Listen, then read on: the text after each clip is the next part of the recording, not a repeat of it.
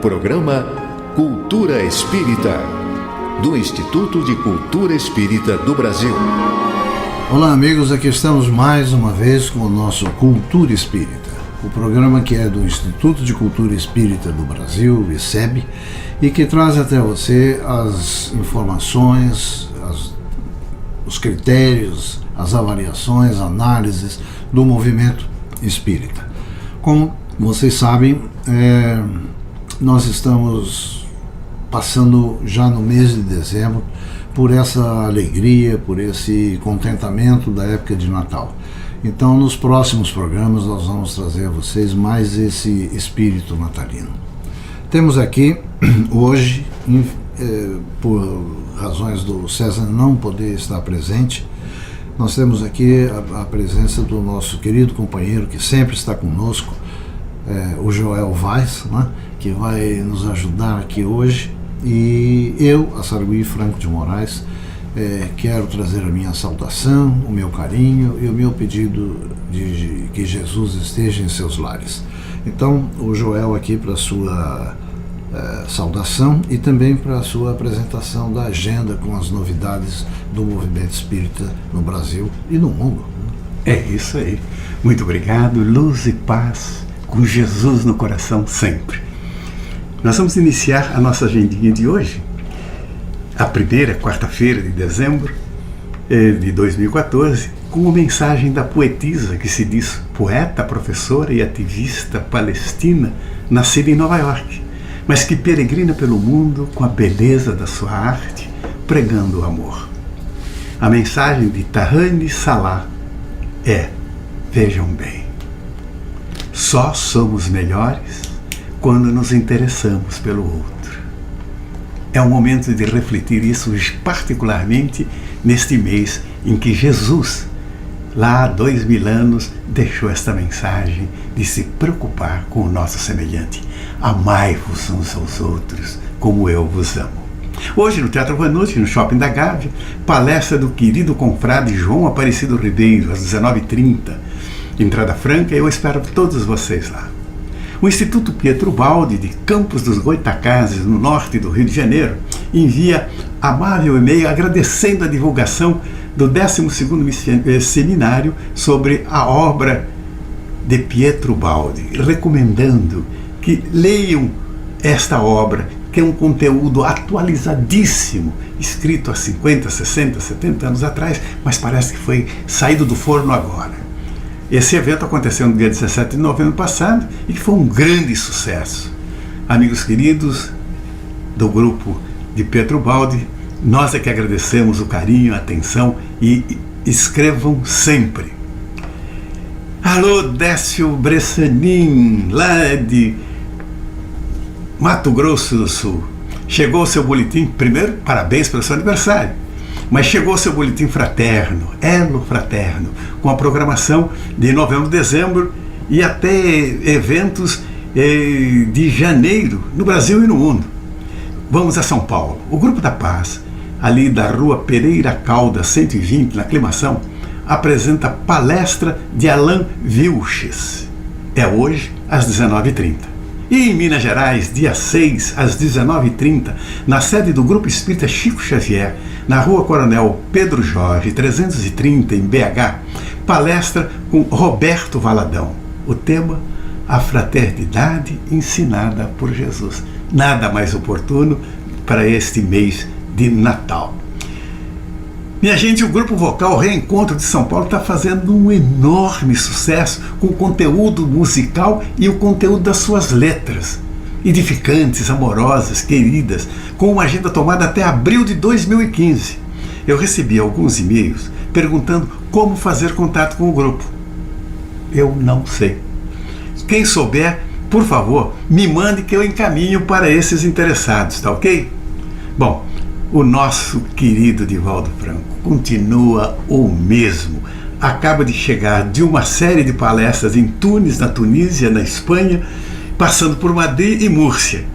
Que Jesus lhe dê muita luz, muita paz. E a agendinha fica por aqui. E até a próxima semana, se Deus quiser. Bem, amigos, então, na continuidade, Nós vamos aqui, o nosso Cultura Espírita Responde, né? Hoje nós temos aqui perguntas enviadas pelo nosso ouvinte Sérgio Medina, de Itaboraí, no Rio de Janeiro. Joel, por favor, faz a pergunta aí. Pois não, Sérgio, aqui está.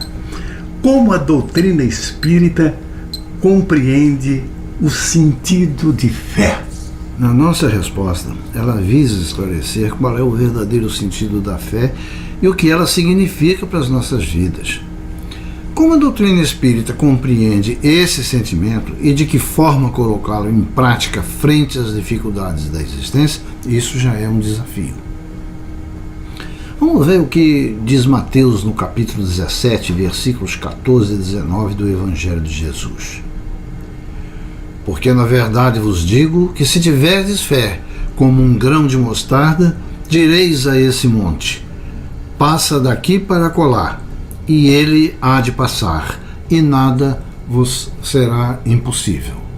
Então, Jesus diz que quem tiver fé do tamanho de um grão de mostarda, ou seja, por menor que seja, mas sincera e consciente, terá capacidade para remover montanhas.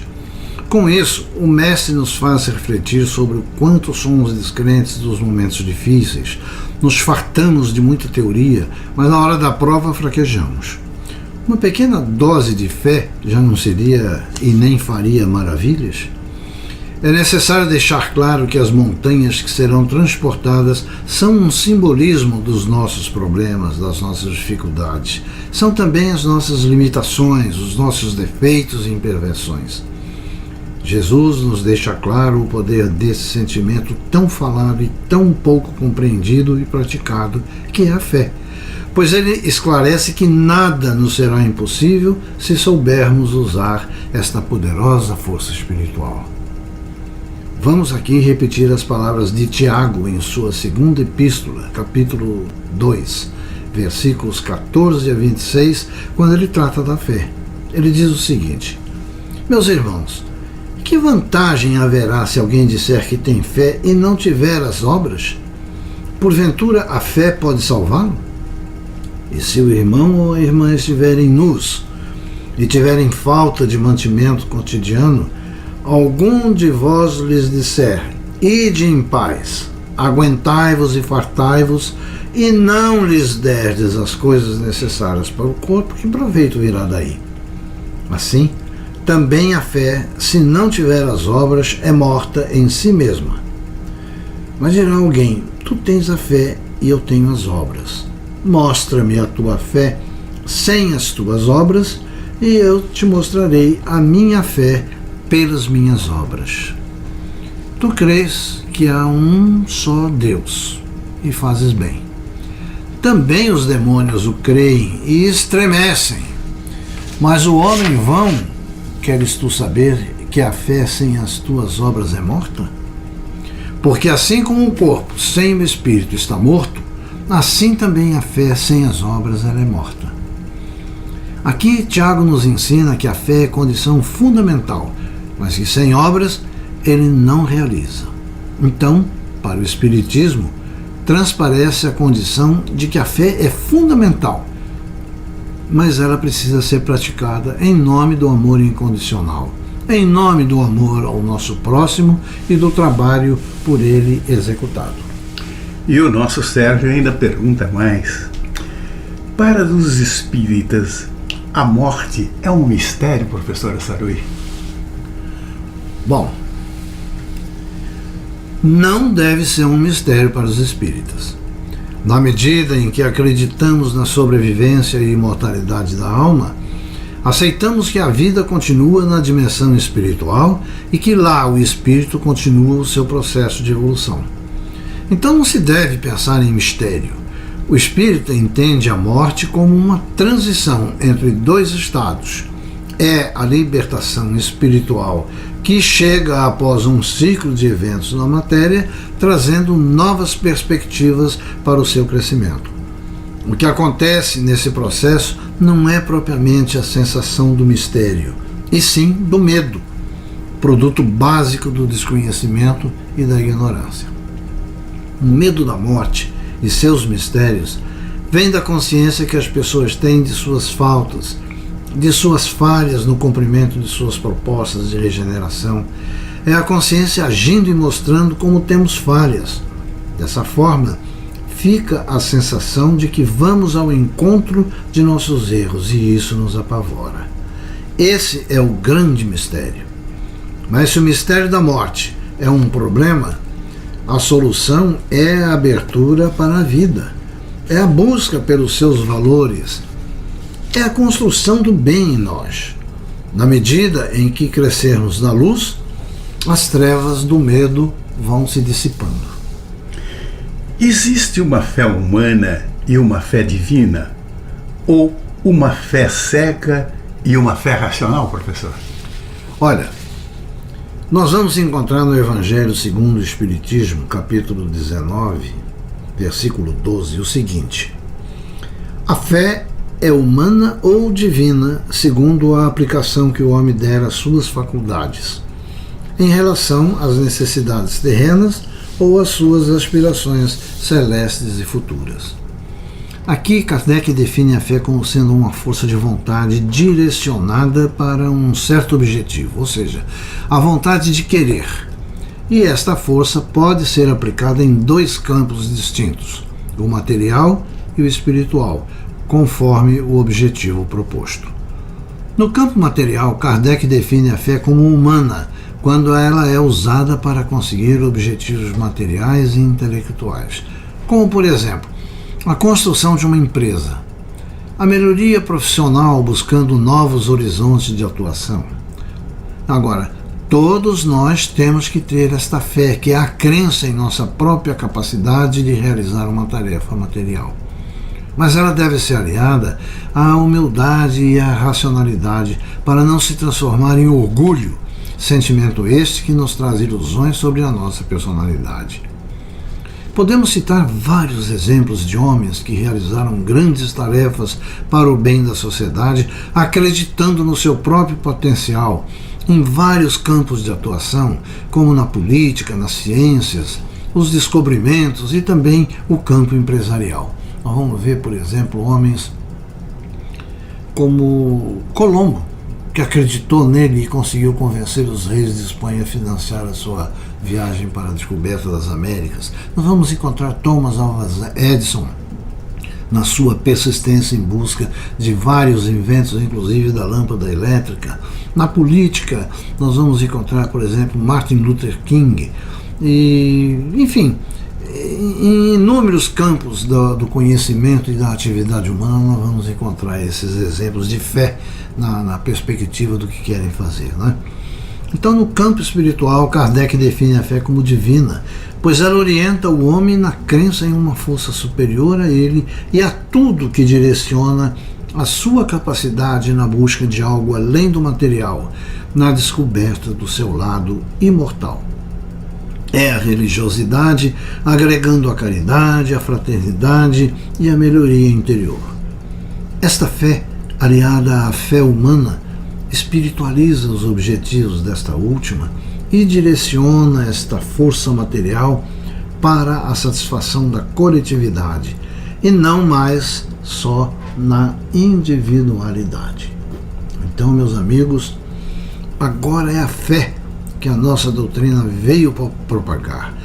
É a fé raciocinada, dentro da pergunta que o ouvinte fez, né? A fé raciocinada é aquela que, conforme esse trecho do Evangelho segundo o Espiritismo, veio aliar a este sentimento de crença e vontade de querer uma qualidade própria do nosso tempo, que é a razão. É ela quem dá uma base sólida à nossa crença, podendo encarar a ciência e o progresso a qualquer tempo, e que também nos ensina que não basta só crer ou ver, é também necessário compreender. Isto se aplica principalmente ao Espiritismo, onde o estudo e a prática da caridade são fundamentais para um bom desenvolvimento do trabalhador espírita. Não basta também sentir, ver, ouvir, incorporar ou falar com os espíritos. É importante compreender a sua natureza, o seu ambiente, a sua ação no mundo material e no espiritual. Reafirma o que se diz no Evangelho segundo o Espiritismo, que é necessário compreender antes de ver. Deve ficar claro que o perigo da fé cega, aquela que acredita sem compreender, sem questionar, pois ela é a gênese do fanatismo religioso que causou tanto mal para a humanidade e que deve ser combatida com serenidade e com racionalidade. Então, meus amigos, é dentro exatamente desses parâmetros, é exatamente dentro dessas condições que nós temos, sem dúvida nenhuma, a condição de uma perspectiva maior, de uma perspectiva mais adequada do que realmente seja a fé. Não é, Joel? É isso. Muitas vezes a gente vê as pessoas dizendo: eu vou passar de ano, eu tenho fé que eu vou passar de ano. Mas é o que diz Tiago na sua epístola, quando ele fala que a fé tem que ser acompanhada das obras. Então você tem fé que vai passar de ano, mas você precisa estudar. Exatamente. E precisa estudar muito. É a fé raciocinada. A fé raciocinada, ela já é a interposição de uma outra questão, que é a razão, como foi colocado aqui por Kardec. Porque eu posso achar que pela minha fé, eu tenho fé que eu vou passar, eu posso achar que pelo meu estudo eu vou passar, mas acontece que falta um terceiro fator nessa história, que é a razão. A razão é quem vai dizer para mim se eu tenho fé suficiente, se eu tenho o estudo suficiente para, através da minha própria análise, saber até que ponto eu posso ir. Né? Então, a fé raciocinada, ela tem essa característica, né? Por esse motivo que, quando nós, até como agora há pouco nós estávamos falando, quando nós vemos que Jesus, na última ceia, ele diz que nem tudo estava sendo dito naquele momento, porque as pessoas não iriam compreender, mas que ele mandaria o Consolador e que ele iria explicar todas as coisas que não estavam podendo ser explicadas agora. E uma delas, entre muitas, sem dúvida nenhuma, é a questão da fé raciocinada. Porque, você veja bem, Abraão, Moisés, eles trouxeram a disciplina. Jesus trouxe a disciplina em forma de amor. Kardec trouxe a disciplina em forma de razão. Você repara que há um crescendo no processo evolutivo. Então, ao que a disciplina que Moisés trouxe foi agregada ao amor que Jesus nos ensinou. E a essa disciplina e a esse amor de Jesus veio a razão que foi desenvolvida por Kardec. Então, todos nós, de alguma forma, temos que ter dentro de nós esse sentido da fé, esse sentido da esperança, essa expectativa de que nós vivemos um conjunto de valores, não apenas 1, 2 ou 3. Nós vivemos um conjunto de valores. E sem dúvida nenhuma, daqui a alguns anos, virão novas revelações e novos conceitos que irão se agregar a esse, porque tudo cresce, tudo é progresso, tudo é trabalho. Tá? Então, ficamos por aqui no nosso programa de hoje. O nosso módulo se encerra, mas nós temos a continuidade através da Internet do Bem com o Geraldo Cardoso, depois vem o Neandertal Alves, e fica só apenas aqui um destaque, porque hoje, dia 3, é o aniversário do Toninho, nosso amigo querido, onde nós trabalhamos, que nos ajuda, que faz a nossa voz ficar melhor, né? que consegue viabilizar o nosso programa para que nós possamos ter esse convívio com os nossos amigos e que o Toninho, então, seja muito feliz, tenha muita saúde, muito progresso para o coração dele, né? E sem dúvida nenhuma a nossa amizade eterna.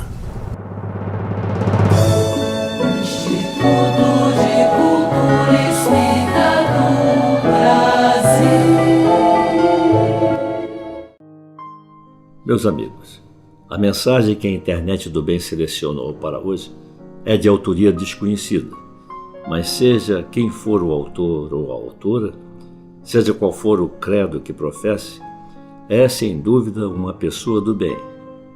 Jesus nos ensina em seu Evangelho, em Lucas capítulo 6, versículos 43 a 45, que pelos frutos se conhece a árvore.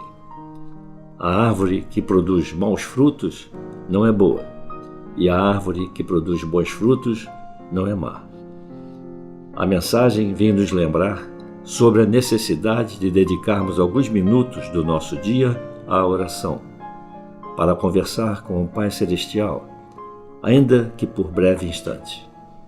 Vejamos como se expressa o autor ou a autora.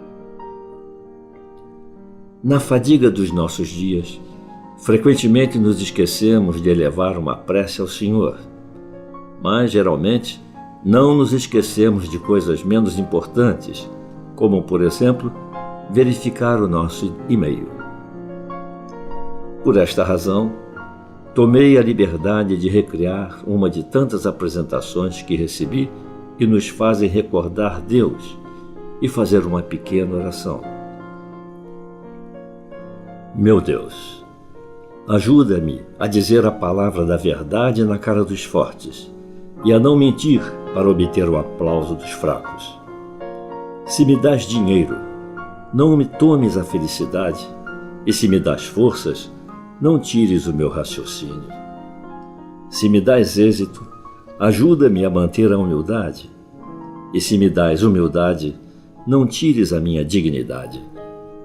E não me deixes difamar os meus adversários, acusando-os de traidores pelo simples fato de não compartilharem o meu critério. Ensina-me a amar os outros como me amo a mim mesmo e a julgar-me com o mesmo rigor que julgo os outros. Sempre que eu alcançar um êxito, não me deixes embriagar-me com ele e nem me deixes desesperar se vier a amargar um fracasso. Sobretudo, faz-me sempre recordar que o fracasso é a prova que antecede o êxito. Ensina-me que a tolerância é a demonstração do mais alto grau da força e que o desejo de vingança é a primeira manifestação da debilidade. Se me despojas do dinheiro, deixa-me a esperança, e se me despojas do êxito, deixa-me a força de vontade para perseverar na luta e assim poder vencer o fracasso. Se me despojas do dom da saúde, deixa-me a graça da fé. Se causo dano a alguém, dá-me a lucidez de reconhecer o meu erro e a nobreza de pedir desculpa. E se alguém me causa dano, dá-me a força do perdão e da clemência, da piedade e da misericórdia. Ajusta a minha sensibilidade para que eu possa ser mais espírito do que matéria e cumprir o teu mandamento de amar ao próximo como a mim mesmo e não fazer ao outro nada que o prejudique. Só desejar ao próximo aquilo que desejo para mim. Meu Deus, se eu me esquecer de ti, suplico que por misericórdia tu não te esqueças de mim jamais. Meus amigos, a mensagem nos traz um bom conselho. Façamos sempre a nossa prece. Agradecemos a fraternal audiência e nos despedimos com votos de muita paz. Instituto de Cultura Espírita do